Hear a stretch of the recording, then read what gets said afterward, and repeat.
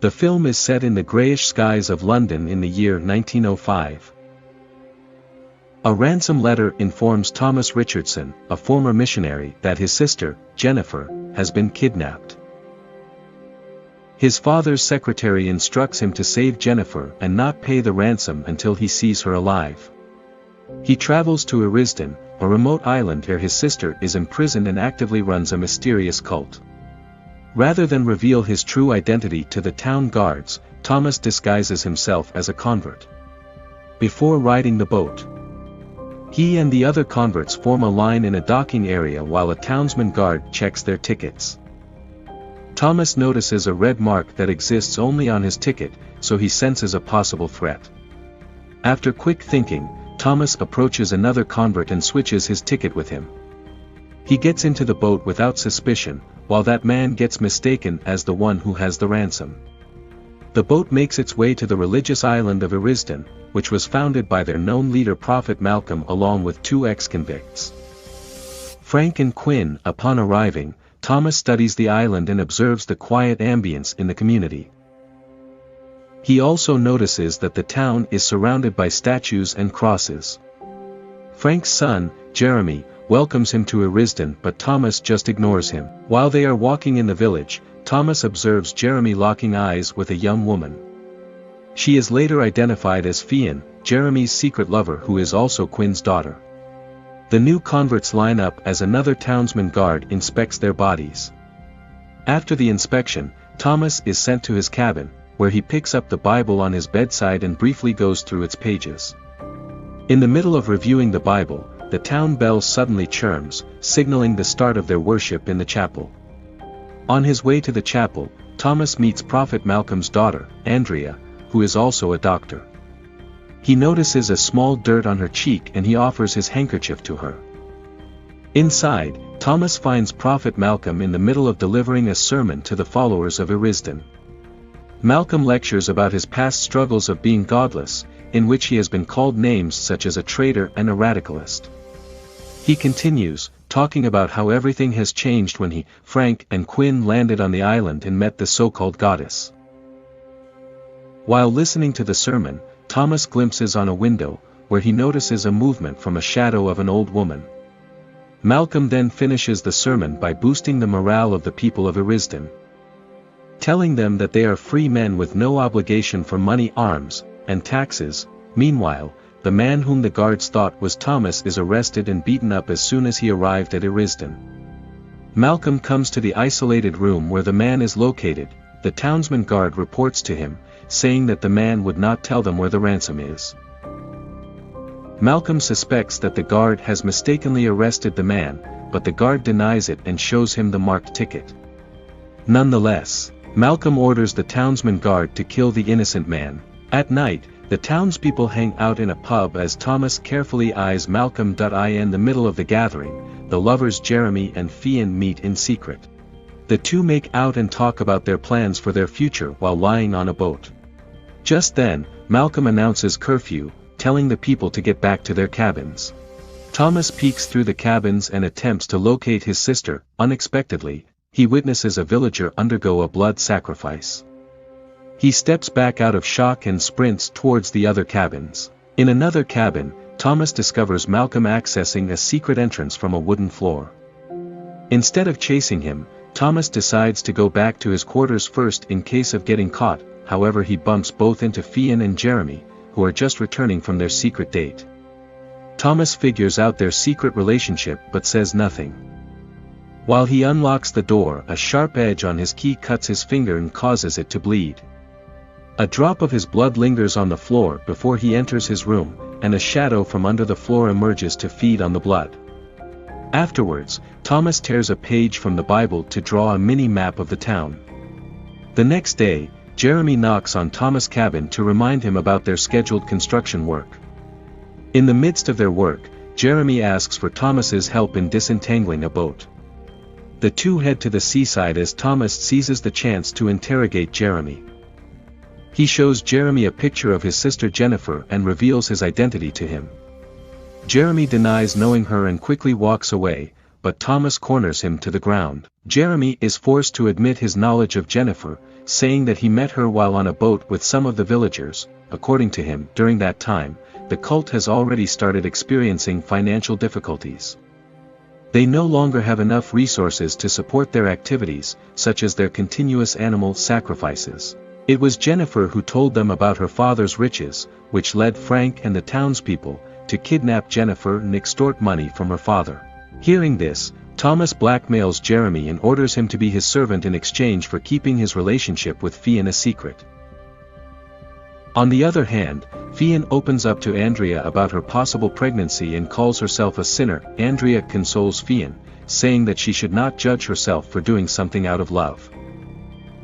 At the same time, Malcolm summons Thomas and the rest of the citizens to the chapel. He informs the converts that someone among them has broken the rules on curfew. Malcolm orders all of them to kneel and recite the rules of Erisden one by one. Kneeling beside Thomas is an assassin who posed as a newcomer. During the assassin's turn to recite, he falls silent while slowly taking out his knife. Without any warning, he slashes the knife towards Malcolm and attempts to murder him. Thomas interrupts the assassin but ends up getting slashed and wounded. In defense, the townsmen guards simultaneously stab the assassin, who curses at Malcolm and Erisland before he dies. Malcolm immediately takes Thomas to his cabin and instructs Andrea to treat him. He becomes indebted to Thomas for stopping the assassin and expresses his gratitude to him through a blood pact. During the evening, Malcolm calls the attention of the citizens as he loudly parades Jennifer around the village. He announces that a co-conspirator of Jennifer has been hiding in the village, warning that Jennifer will be killed if the co-conspirator continues to hide. Thomas finally sees his sister from the window of his cabin, contemplating whether or not to come out. Seeing no one respond, Malcolm orders a townsman guard to point a knife at Jennifer. Jennifer screams in terror and pleads for her life while Thomas fights the urge to show himself because it is not a god time to save her. His sister's voice brings him to extreme worry and fright, causing him to break down on the floor. The next day, Fionn hides inside a cubicle and takes a pregnancy test, but this is witnessed by Quinn, who peeks through a hole on the wall. He backs away from the cubicle and meets with Malcolm in the middle of preparing for the festivities in Erisden. Quinn reminds Malcolm about their financial strain, saying that the festivities in the village will wipe out their livestock. In response, Malcolm reveals his underlying plan on searching the rooms of every cabin during the festivities. They intend on finding Jennifer's co-conspirator along with the ransom money. At this time, Andrea approaches Jennifer, who is being toyed with by the village children. She offers food and a blanket to keep her warm, which Jennifer gratefully accepts. At the same time, Thomas is working on the roof of a cabin with Jeremy and sees Andrea talking to Jennifer. He tells Jeremy to be ready for their upcoming mission before he goes back to his work. The festivities begin as the night deepens. The people of Erisden gather outside of their cabins while cheerful folk music surrounds the place. Outside his cabin, Thomas comes across Andrea, who invites him to dance, but he respectfully declines.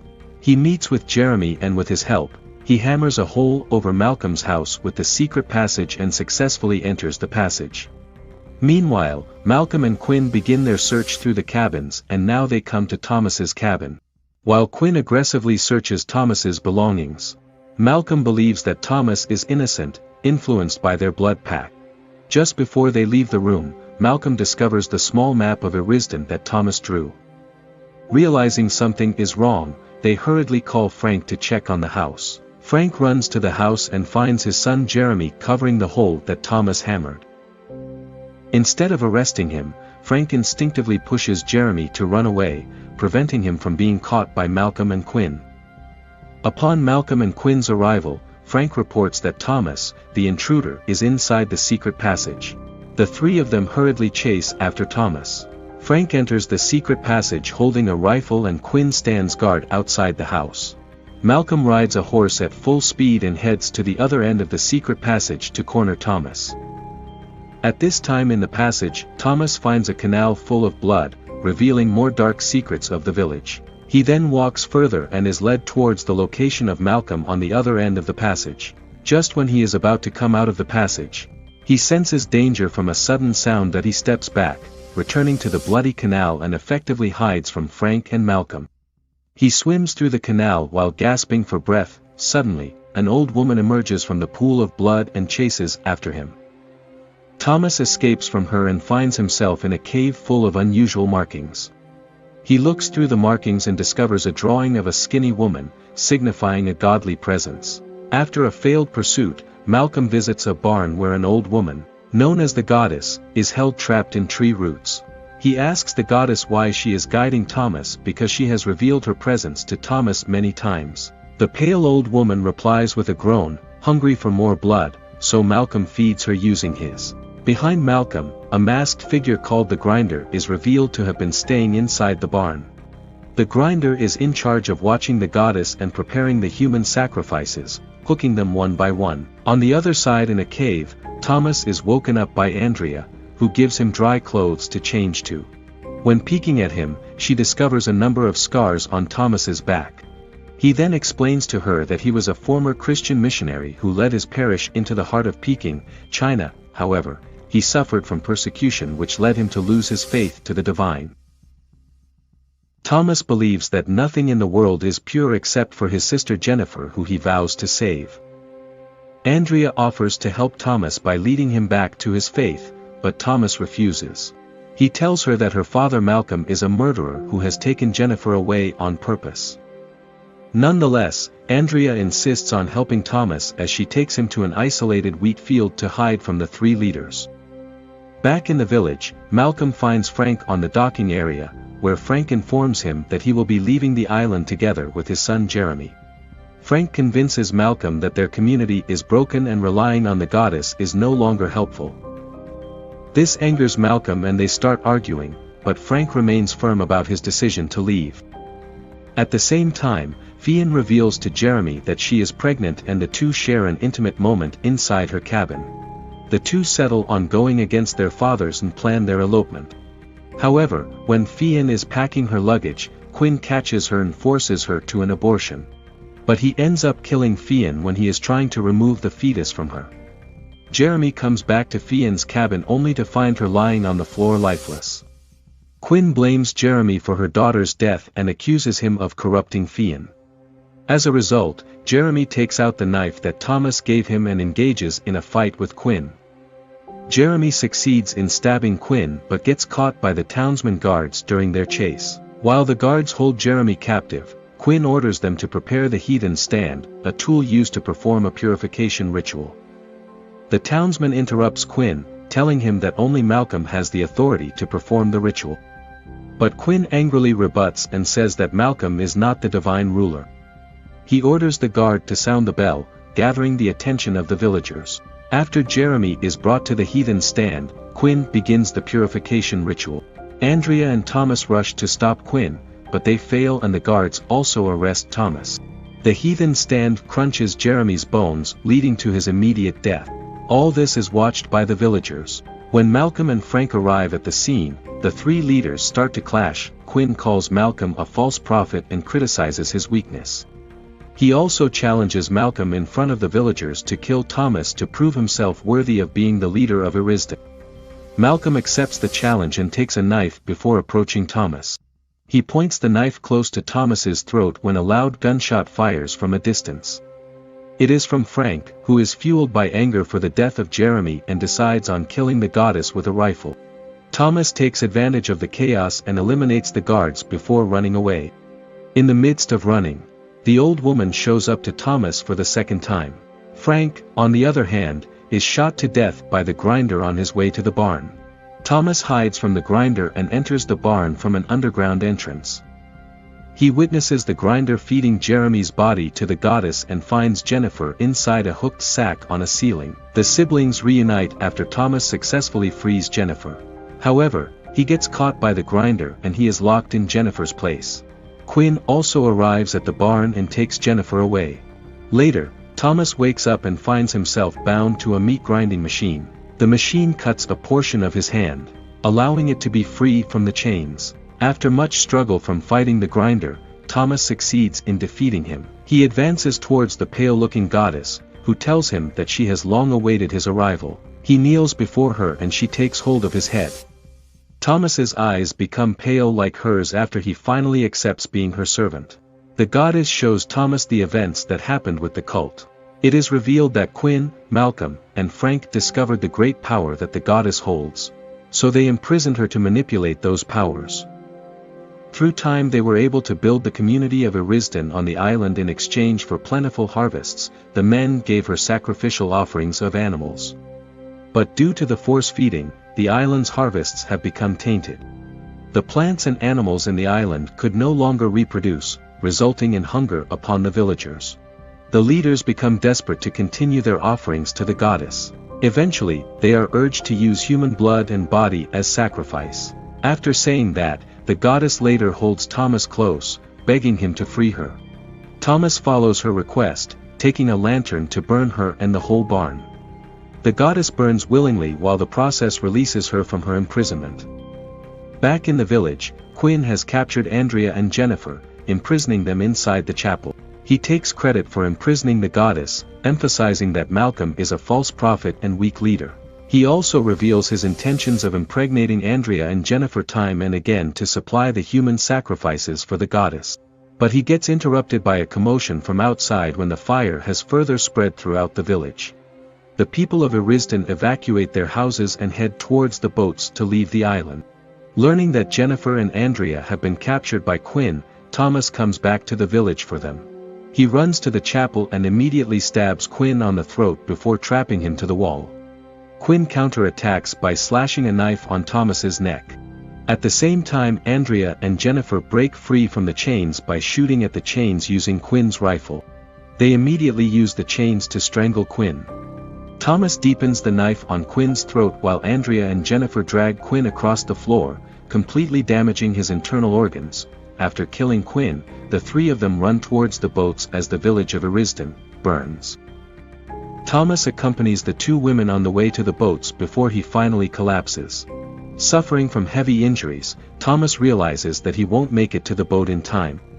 He urges Andrea and Jennifer to go ahead, and with a heavy heart, the two bid farewell to Thomas. Andrea and Jennifer ride the boat and escape the island just before the fire reaches the docking area. After a while, the crippled Malcolm slowly arrives at the scene. Thomas and Malcolm, who are both left on the island, stare at the departing boat with the people of Erisden. Despite bad injuries, Thomas sighs in relief knowing that Jennifer and Andrea are both safe. At this time, they notice small plants growing out of the blood dripping from Thomas. He bleeds on the ground incessantly as more plants grow over and around him. Vines from the ground ahead of him grow quickly on his body as he lies back on the grass. The vines then permeate his body, penetrating his face all the way to his skin. His eyes return to a pale shade that resembles the goddess's eyes. The film concludes with an overwhelming connection between him and the goddess, prompting his resurrection as a new follower and guardian of Erisden. Thank you for watching.